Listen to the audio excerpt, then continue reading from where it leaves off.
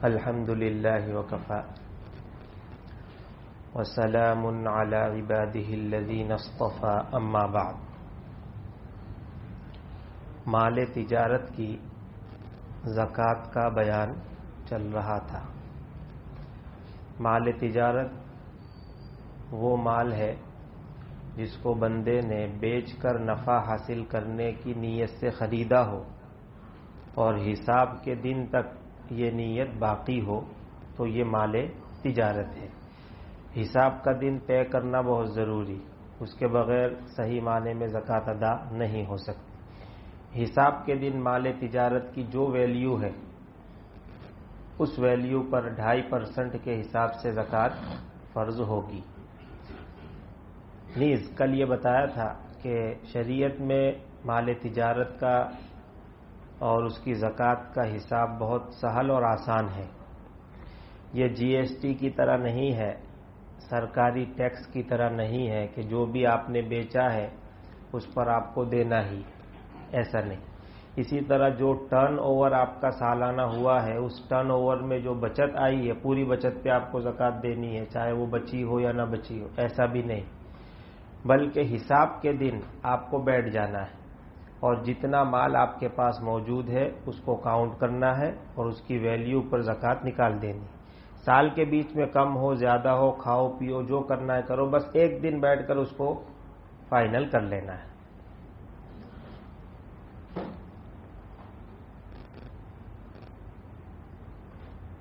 وہ چیزیں جو تجارت کا ذریعہ ہے، تجارت کا ذریعہ ہے، وہ خود بیچی نہیں جاتی بلکہ اس کے ذریعے سے آدمی کماتا ہے، ایسی چیزوں پر زکوٰۃ فرض نہیں ہوتی۔ مثال کے طور پر ایک آدمی کی کپڑے کی فیکٹری ہے، 2 کروڑ کی وہ جگہ اور عمارت ہے اور 3 کروڑ کی مشینری لگی ہوئی ہے اندر، تو کتنی ویلیو ہو گئی؟ فیکٹری کی ویلیو 5 کروڑ۔ لیکن نہ تو یہ جو ڈھانچہ ہے اور زمین اس کو بیچنے کا ارادہ ہے اور نہ جو مشین اندر لگی ہوئی ہے اس کو بیچنے کا ارادہ ہے، تو یہ ڈھانچہ اور یہ مشین جو ہے یہ فری آف زکوٰۃ ہے، اس پر زکوٰۃ فرض نہیں، کیونکہ یہ بیچنے کی چیزیں نہیں ہیں، نہ یہ سونا ہے، نہ چاندی ہے، نہ کیش ہے، نہ بیچنے کی چیز ہے، اور وہ 4 دوسری تو بالکل نکل جائے گی۔ جانور بھی نہیں ہے، زمین کی پیداوار بھی نہیں، پھر زکوٰۃ آئے گی کیسے؟ بالکل نہیں آئے گی۔ ہاں اس مشین سے جو مال تیار ہوگا اور بکے گا اور اس میں سے جو نفع کیش میں جمع ہوگا، اسی طرح حساب کے دن جتنا مال تیار ہے، جتنا مال تیار ہے، کچا یا پکا، انڈر پروسیس ہے یا بالکل کچا ہے یا بالکل بنا ہوا تیار ہے، 3 قسم کے مال ہوتے ہیں۔ حساب کے دن فیکٹری بند کرنی ہے اور تینوں کا حساب کرنا ہے کہ تیار مال کتنے کا ہے؟ 1 لاکھ کا، انڈر پروسیس کتنے کا ہے؟ 50,000 کا، اور جو سامان رکھا ہوا ہے مال بنانے کا وہ کتنے کا ہے؟ 50,000 کا، تو ٹوٹل ہوئے 2 لاکھ، 2 لاکھ پر زکوٰۃ آئے۔ مثال سے سمجھو، ایک آدمی کی بیگ بنانے کی فیکٹری ہے، کارخانہ ہے، بیگ بناتا ہے، حساب کا دن آپ پہنچا 10 رجب، اس نے دکان بند کی اور گوڈاؤن میں کتنا مال ہے؟ 2 لاکھ روپے کے بیگ تیار ہے، چلو 2 لاکھ روپے لکھ لو۔ ریگزین پڑا ہوا ہے، زیپ ہے، کھیلی ہے اور دھاگا ہے، یہ سب چیزیں جو بیگ بنانے میں استعمال ہوتی ہے، یہ سب کتنی ہے وہ بھی گن لو کہ وہ 1 لاکھ کی ہے، تو 2 لاکھ اور 1 لاکھ ملا کر کتنے ہو؟ 3 لاکھ۔ کچھ بیگ ہیں جو ابھی ادھورے ہیں، اس کی بھی قیمت نکال لو، کتنے ہیں وہ؟ کہ وہ 50,000 کے، وہ بھی لے لو، تو کل ہوئے 3.5 لاکھ روپے کی زکوٰۃ اس کو نکالنی۔ ایک آدمی کی بیکری ہے، بسکٹ، کیک، پاؤ یہ سب بنا کر بیچتا ہے، حساب کا دن آیا، بیکری بند کر دو، دیکھو کتنے روپے کا مال تیار رکھا ہوا ہے، اس کو نوٹ کر لو۔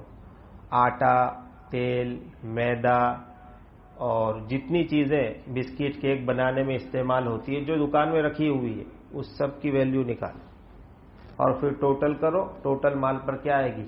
زکات. تو تیار مال پر بھی زکات آئے گی اور کچے مال پر بھی زکات، اس لیے کہ یہ بھی مال تجارت ہے اور وہ بھی.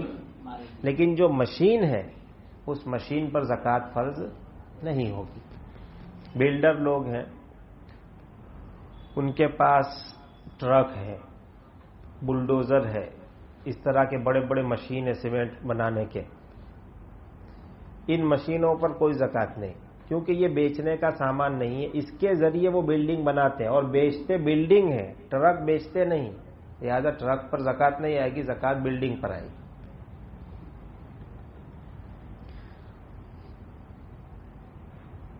اسی طرح بہت سے لوگ بھینس پالتے ہیں دودھ کے لیے، دودھ نکال کر بیچتے ہیں.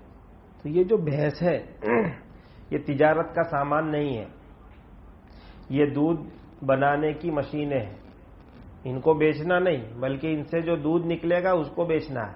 بس یہ بھینس چاہے کتنی مہنگی ہو، 10 لاکھ کی، 20 لاکھ کی، جتنی بھی بھینسیں ہوں، ان بھینسوں کی ویلیو پر کوئی زکات نہیں آئے گی. بلکہ جو دودھ آپ بیچتے ہیں اس میں جو پیسہ آتا ہے خرچ ہو جاتا ہے وہ گیا، جو آج کی تاریخ میں بیلنس میں ہے اسی پر کیا آئے گی؟ زکات آئے گی. اسی طرح بلڈر لوگ ہیں جنہوں نے عمارت تیار کی، پیسے روکے ہیں ان میں اور عمارت بن کر تیار ہو گئی، تو آج کی اس کی کیا ویلیو ہے؟ اس ویلیو پر زکات آئے گی. کبھی کبھی ایسا ہوتا ہے کہ کام شروع ہوا کنسٹرکشن کا اور بیچ میں رکا ہوا ہے، ابھی فلیٹ اس پوزیشن میں نہیں ہے کہ آپ اس کو بیچ سکیں، اس پوزیشن میں نہیں ہے.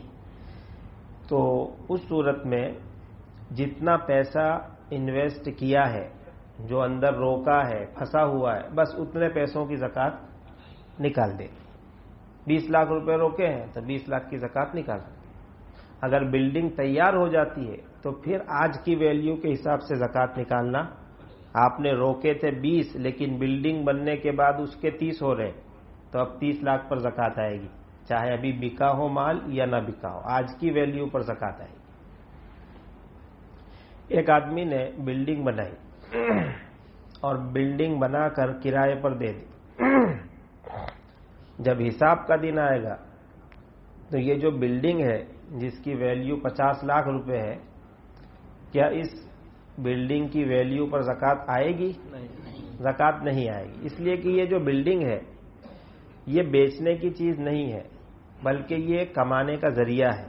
آدمی نے اس کو بنایا اور کرائے پر چڑھا دیا. اب جو کرایہ آتا ہے وہ بندہ کھاتا ہے، کرائے میں سے جو کھا کر ختم کر دیا اس پر کچھ نہیں. حساب کے دن جو بیلنس میں بچا ہوا ہے صرف اسی پر زکات آئے گی.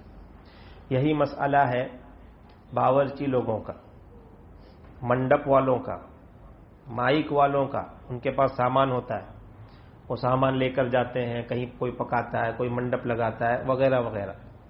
یہ جو سامان ہے یہ بیچنے کا سامان نہیں ہے، اس کے ذریعے وہ کماتے ہیں. تو یہ تجارت کے ذرائع ہیں، پیسے کمانے کا سامان ہے، لہذا اس پر بھی کوئی زکات فرض نہیں.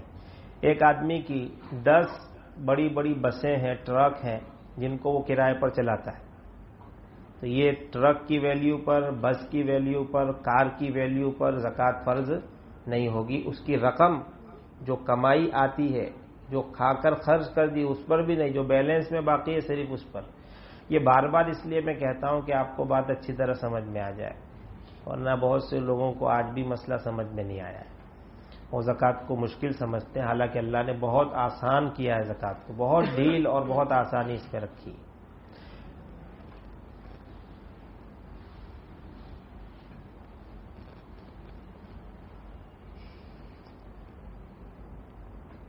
یہ مال تجارت کا بیان تھا جو پورا ہوا. 5ویں چیز ہے زمین کی پیداوار. ابھی ہم اس کو روکتے ہیں، یہاں رک کر ایک مسئلہ سمجھ لیں جو کل بھی میں نے بتایا تھا کہ اگر کسی کے پاس صرف سونا ہے تو نصاب 87 گرام، اور اگر سونے کے ساتھ چاندی ہو یا روپیے پیسے ہوں یا مال تجارت بھی ہو، ان چاروں میں سے کوئی بھی دو چیز ہو تو پھر دونوں کو ملایا جائے گا. 3 ہو تو تینوں کو ملایا جائے گا، 4 ہو تو چاروں کو ملایا جائے گا، اور ملا کر دیکھیں گے کہ 612 گرام چاندی کی ویلیو کے برابر ہو جاتا ہے یا نہیں. اگر ہو جاتا ہے تو نصاب پورا ہو گیا، نصاب پورا ہوا تو زکوٰۃ کیا ہوگی؟ فرض. زمین کی پیداوار یہ 5ویں نمبر پر ہے، ہم ابھی اس کو 8 پر لے جاتے ہیں. نمبر 6 اونٹ. اونٹ بھی مال زکوٰۃ ہے، اس پر بھی زکوٰۃ فرض ہوتی ہے جب 5 شرطیں پائی جائیں. 4 شرطیں تو وہی ہے. نمبر 1 نصاب مکمل ہو. اونٹ کا نصاب ہے 5 سے کم اونٹ ہے تو زکوٰۃ فرض نہیں ہوگی. نمبر 2 نصاب پر سال گزر جائے. نمبر 3 نصاب ضرورت سے زائد ہو. نمبر 4 نصاب قرض سے خالی ہو. نمبر 5 یہ اونٹ سال کا اکثر حصہ فری کی گھاس چرتے ہو. کون سی گھاس؟ فری کی، جنگل کی گھاس چرتے ہو، تب جا کر زکوٰۃ فرض ہوگی.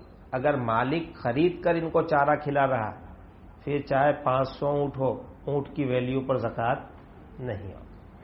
یہ شرط ہے کہ یہ جو اونٹ ہے یہ بندے نے پالے ہیں نسل بڑھانے کے لیے، بیچنے کے لیے نہیں. اگر بندے نے اونٹ پالے ہیں بیچنے کے لیے تو پھر چاہے 1 اونٹ ہو، وہ مال تجارت ہے، اس پہ زکوٰۃ آ جائے گی. یہ اونٹ جو پالے ہیں یہ بیچنے کے ارادے سے نہیں پالے، کسی دوسرے مقصد سے پالے، نسل بڑھانے کے لیے، دودھ پینے کے لیے، گوشت کھانے کے لیے، دعوت کھلانے کے لیے. یا بندے کے ہوٹل ہیں، وہ جانور پال کے رکھتا ہے اور پھر ہوٹل میں استعمال کرتا ہے، کھلاتا ہے. باورچی ہے، ہوٹل میں پکا کے کھلاتا ہے، تو پھر اس پر زکوٰۃ نہیں. تو اونٹ 5 ہوں. نمبر 2 گائے بھینس. گائے بھینس کا نصاب ہے 30 گائے بھینس ہو تو زکوٰۃ فرض ہوگی. اس میں بھی وہ 4 شرطیں اور پھر دوسری 5ویں شرط کہ یہ گائے بھینس سال کا اکثر حصہ یعنی 7 مہینے فری کی گھاس کھاتی ہو. نمبر 2 یہ تجارت کے لیے نہ ہو. اگر گائے بھینس لے بیچ کے لیے خریدی ہے پھر تو 1 بھینس پر بھی زکوٰۃ فرض ہوگی. نمبر 8 بکری. اس کا نصاب ہے 40 سے کم بکری ہے تو زکوٰۃ فرض نہیں ہوگی. اگر 40 یا اس سے زائد ہے تو نصاب پورا ہوا اور شرطیں پائی جائیں گی تو زکوٰۃ کیا ہوگی؟ فرض ہوگی. یہاں بھی وہی شرط ہے کہ یہ بکریاں تجارت کے لیے نہ ہو، نسل بڑھانے کے لیے ہو، گوشت کھانے کے لیے ہو، دودھ پینے کے لیے ہو. جیسے چرواہے جانور پالتے ہیں 100 کے 200 کرنے کے لیے، 200 کے 400 کرنے کے، وہ نسل بڑھاتے ہیں. نمبر 2 یہ بکریاں سال کا اکثر حصہ فری کی گھاس کھاتی ہو تب اس پر زکوٰۃ فرض ہو. تو اونٹ اس کا نصاب 5 ہے، گائے بھینس اس کا نصاب 30 ہے، بکری اس کے ساتھ گھیٹا بھی شامل ہے، دمبا اور بھیڑ بھی شامل ہے، ان کا نصاب 40. اگر کسی کے پاس 20 بکریاں ہیں اور 20 گھیٹے ہیں تو دونوں کو ملا کر 40 کر لیا جائے گا کیونکہ دونوں ایک ہی قسم کے. کسی کے پاس 25 گائے ہے اور 15 بھینس ہے تو دونوں کو ملا کر 30 کا نصاب کیا جائے گا؟ پورا کر لیا جائے گا. یہ 7 چیزیں ہو گئی: سونا، چاندی، کیش، مال تجارت، اونٹ، گائے بھینس اور بکریاں. ان 7 چیزوں کا نصاب ہے بھائی، ہے کہ نہیں؟ سونے کا بھی ہے، چاندی کا بھی ہے، کیش کا بھی ہے، مال تجارت کا ہے، اونٹ کا ہے، گائے بھینس کا ہے، بکریوں، سب کا نصاب ہے. یہ جو 7 نصاب ہے شریعت اس کو بڑا نصاب کہتی. کیا کہتی ہے؟ کسی کے پاس سونے کا نصاب ہے یعنی 87 گرام سونا ہے تو وہ بڑے نصاب کا مالک ہے. اور جس کے پاس بڑا نصاب ہو، جو بڑے نصاب کا مالک ہو، شریعت اس کو بڑا مالدار کہتی. کیا کہتی؟ مالدار بھی 2 ہے، ایک چھوٹا جو بعد میں آئے گا، ایک بڑا، وہ یہ ہے بڑا مالدار اور چھوٹا مالدار. کسی کے پاس چاندی کا نصاب ہے تو بڑا نصاب ہے، وہ بڑے نصاب کا مالدار، بڑے نصاب کا مالک تو بڑا مالدار. کیش کا نصاب ہے مال تجارت کا نصاب ہے، اونٹ کا، گائے بھینس کا یا بکریوں کا نصاب ہے، تو یہ بندہ بڑے نصاب کا مالک ہے اور شریعت اس کو بڑا مالدار کہتی ہے، اور اس بندے پر 6 قسم کے احکامات عائد ہوتے ہیں۔ کتنے احکام؟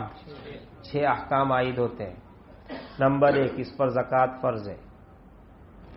نمبر 2، اس کے لیے زکوٰۃ لینا حرام ہے، کوئی اس کو زکوٰۃ دے گا وہ بھی جائز نہیں، ادا نہیں ہوگی۔ نمبر 3، اس بندے پر حج فرض ہے۔ حج کیا ہے؟ اگر آنے جانے کا خرچ ہے تو اس بندے پر حج فرض ہے۔ نمبر 4، اس پر قربانی واجب ہے۔ نمبر 5، اس پر صدقۃ الفطر واجب ہے، اپنی جانب سے اور اپنے نابالغ بچوں کی جانب سے۔ نمبر 6، ددیحال اور ننیحال کے وہ رشتہ دار جو غریب ہیں اور کمانے کے قابل نہیں ہیں۔ ددیحال اور ننیحال کے وہ رشتہ دار جو غریب ہیں اور کمانے کے قابل نہیں ہیں، ان کا خرچہ پانی اس بندے پر فرض ہے۔ بڑی اہمیت ہے رشتوں کی، چاہے رشتہ ددیحال کا ہو چاہے رشتہ ننیحال کا ہو، اس میں ہمیں کوتاہی نہیں کرنی چاہیے۔ اب آگے بیان ہے زمین کی پیداوار کی زکوٰۃ، انشاءاللہ کل ایک دن میں ہم اس کو پورا کریں گے۔ اس کے بعد دوسرا عنوان شروع ہوگا، زکوٰۃ کس طریقے سے ادا ہوتی ہے۔ تیسرا عنوان ختم ہو جائے گا، چوتھا عنوان شروع ہوگا۔ اللہ پاک عمل کی توفیق دے۔ وآخر دعوانا ان الحمد للہ رب العالمین۔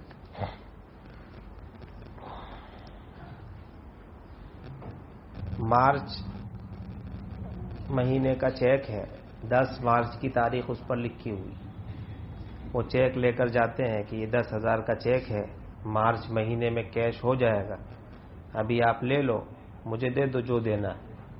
تو بندہ 10,000 کا چیک لے کر اس کو 9,500 روپے دے دیتا ہے، اور 2 مہینے کے بعد کیش ہونے والا تھا، یہ ہو گیا 2 مہینے پہلے۔ یہ سود ہے۔ اس طریقے سے چیک کو بیچنا کم قیمت پر یہ جائز، اگر پوری قیمت دے دے، 10,000 روپے کا چیک ہے، وہ 10,000 ابھی آپ کو دے رہا ہے تو کوئی مسئلہ نہیں، لیکن کمی زیادتی کے ساتھ اگر آپ چیک بیچیں گے تو یہ چیک بیچنا جائز نہیں ہے، یہ بیاج ہے، یہ سود ہے، اس سے بچنا چاہیے۔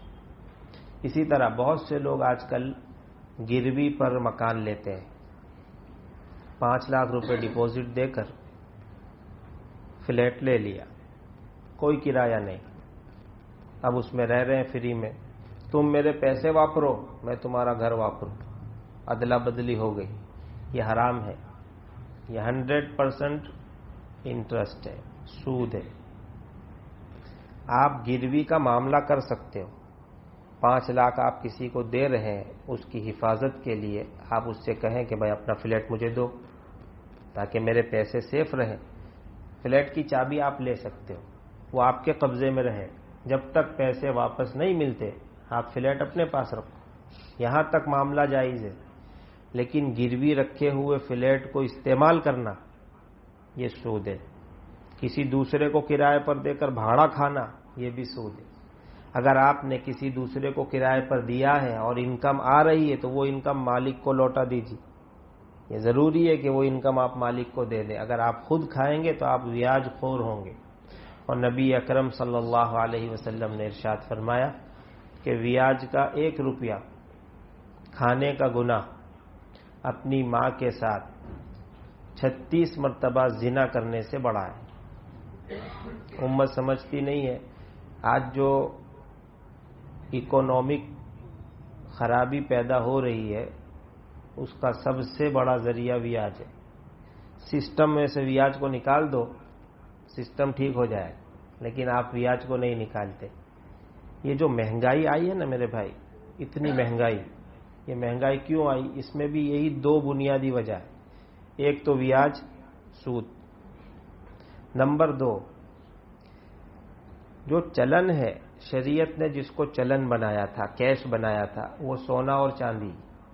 کوئی چیز خریدنی ہے سونا دے کر خریدو، چاندی کے سکے اور سونے کے سکے، شریعت نے اس کو چلن بنایا تھا۔ جب تک یہ چلن رہا وہاں تک مہنگائی نہیں آئی، اگر آج بھی وہی چلن ہوتا تو آج بھی وہی بھاؤ ہوتا جو نبی پاک صلی اللہ علیہ وسلم کے زمانے میں تھا. اس زمانے میں ایک معمولی سی اشرفی میں ایک بکری خریدی جاتی تھی. اشرفی سونے کا سکہ ہوتا ہے، چھوٹا سا سونے کا سکہ، اس میں ایک بکری خریدتے تھے. آج بھی آپ خرید سکتے ہیں، اشرفی لے آؤ تو اتنے میں آپ کو بکری مل جائے گی. یہ جو سسٹم اپ ڈاؤن ہوا ہے، یہ لوگوں نے اللہ کے سسٹم کو ہٹایا اور اپنے فائدے کے لیے اور دنیا کو اپنا غلام بنانے کے لیے اپنا سسٹم ڈالا، اور لوگ لیتے گئے، واہ واہ امریکہ کا سسٹم، آنے دو آنے دو آنے دو. پاگلوں کی طرح ان کے پیچھے گئے، اور حال یہ ہو گیا کہ جو کچھ آپ کا بینک میں رکھا ہوا ہے اس کا کوئی بھروسہ. آدھی رات کو بینک صاف ہو جائے گا، کچھ نہیں، آپ خالی روڈ پہ آ جاؤ. یہ سارا سسٹم شریعت کے خلاف چلایا. اب پوری دنیا اس سے پریشان ہے. ہم امید کرتے ہیں انشاءاللہ یہی اسلام کے پھیلنے کا سبب بنے گا. یہ جو مہنگائی آ رہی ہے نا، کمر توڑ مہنگائی، پورے عالم کی اکانومی ختم ہو گئی ہے. اب لوگ اسلامی اکانومی کی طرف ریسرچ ہو رہی ہے اس پر، لیکن بس وہ کہتے نہیں ہیں کہ اگر کہیں گے تو لوگ مسلمان ہو جائیں گے تو پھر ہماری مرضی نہیں چلے گی. تو اسلام کی حقانیت کو چھپانے کے لیے بس وہ پیترے بدل رہے ہیں، کر رہے ہیں اپنی کوششیں. لیکن ایک دن وہ آنا ہے انشاءاللہ کہ ہر کچے پکے گھر میں اسلام داخل ہو. تو گھبرانے کی کوئی ضرورت نہیں. عملی زندگی کو مضبوط کیجئے، دعاؤں میں لگے رہیے، اور کچھ فکر کی ضرورت. عملی زندگی ہماری کمزور ہو گئی، نماز ہماری کمزور ہے، زکوٰۃ ہماری کمزور ہے، اخلاق ہمارے کمزور ہیں، لین دین ہمارا خراب ہو گیا. یہ عملی زندگی کو ٹھیک کر لو، بس اللہ کی مدد تو ساتھ میں ہے. لیکن مسلمان عملی زندگی پر آنے کو تیار نہیں اور چاہتا ہے یہ ہو جائے وہ ہو جائے. ایسے کچھ نہیں ہوتا. صحابہ کرام کے پاس علم کم تھا، بہت سے صحابہ تھے جن کے پاس علم کم تھا، دیہاتی ہے بالکل، کچھ جانتے نہیں، پڑھنا لکھنا کچھ نہیں جانتے، لیکن عملی زندگی بہت مضبوط تھی. اللہ کی مدد ہمیشہ ان کے ساتھ رہی. کبھی صحابہ ہارے ہوں ایسی مثال نہیں.